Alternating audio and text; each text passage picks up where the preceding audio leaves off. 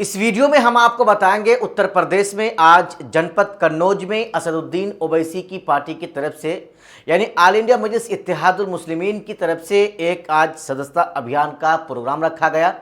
और उस सदस्यता अभियान में या उस प्रोग्राम में सैकड़ों लोगों ने एमआईएम पार्टी का आज दामन थामा। जी, उसी के बारे में हम पूरी जानकारी आपको इस वीडियो के अंदर देंगे, लेकिन उससे पहले हम आपसे एक छोटा सा रिक्वेस्ट करना चाहेंगे। अगर आप एआईएमआईएम पार्टी के चाहने वाले हैं, असदुद्दीन ओवैसी साहब के साथ आपकी दिल लगी है, तो साथियों आप हमारे इस चैनल को सब्सक्राइब कर लें,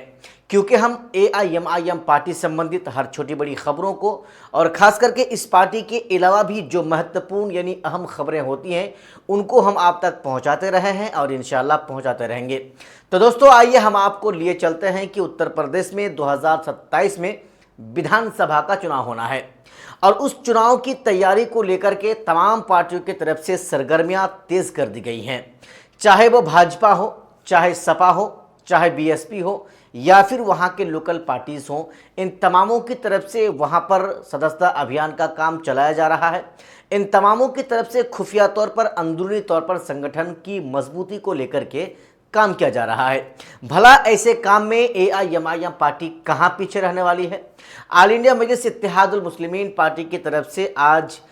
जनपद कन्नौज में एक सदस्यता अभियान का प्रोग्राम रखा गया था और उस प्रोग्राम में एआईएमआईएम पार्टी के प्रदेश अध्यक्ष उत्तर प्रदेश के हाजी शौकत अली साहब पहुंचे। उनकी वहां पर शिरकत हुई, वो वहां पर गए और वहां के लोगों को संबोधित किए और असदुद्दीन ओवैसी साहब के पैगाम को लोगों तक पहुंचाने की कोशिश किए। साथियों मैं आपको आगे ज़रा और बता दूं, वहां पर यानी उसी सभा में तकरीबन सैकड़ों से भी ज़्यादा लोग वहां पर एमआईएम पार्टी में शामिल हुए। ये तमाम के तमाम दूसरी पार्टी में थे, दूसरी पार्टी के सदस्य बने हुए थे, लेकिन ओवैसी साहब की पार्टी से इंस्पायर होकर ओवैसी साहब के विकास को देखकर या ओवैसी साहब के सोच को देखकर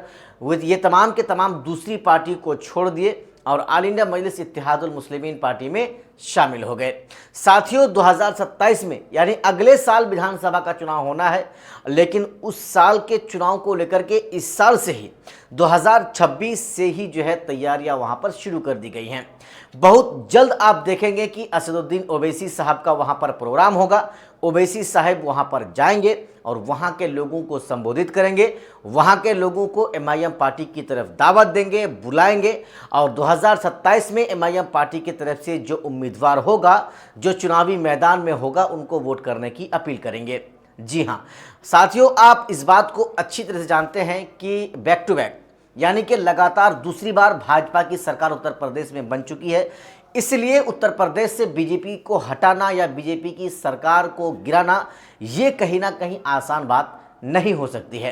हालांकि अखिलेश यादव को चाहिए कि वो अपने साथ असदुद्दीन ओवैसी को ले ले, यानी ओवैसी की पार्टी एआईएमआईएम को ले ले और एक साथ चुनाव लड़कर बसपा के साथ भी गठबंधन करे और बसपा के साथ गठबंधन करके वहां पर आज़ाद समाज पार्टी के जो चंद्रशेखर रावण की जो पार्टी है, आज़ाद की जो पार्टी है,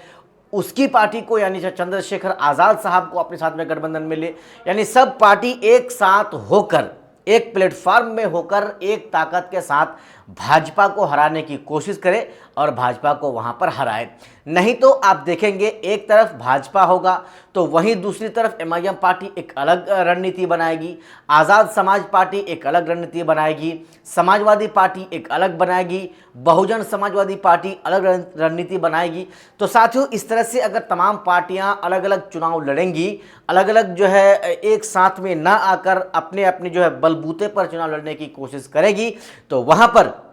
सीधा सीधा जो है देखने को मिल रहा है या मिलेगा आपको कि वहां पर वोटों का बंटवारा होगा और वोटों का बंटवारा होना मतलब भाजपा को फायदा होना। इसलिए साथियों एक साथ वहां पर अखिलेश यादव को सबको साथ में लेकर के चुनाव लड़ना चाहिए ताकि भाजपा को मुंहतोड़ जवाब वहां पर दे सके।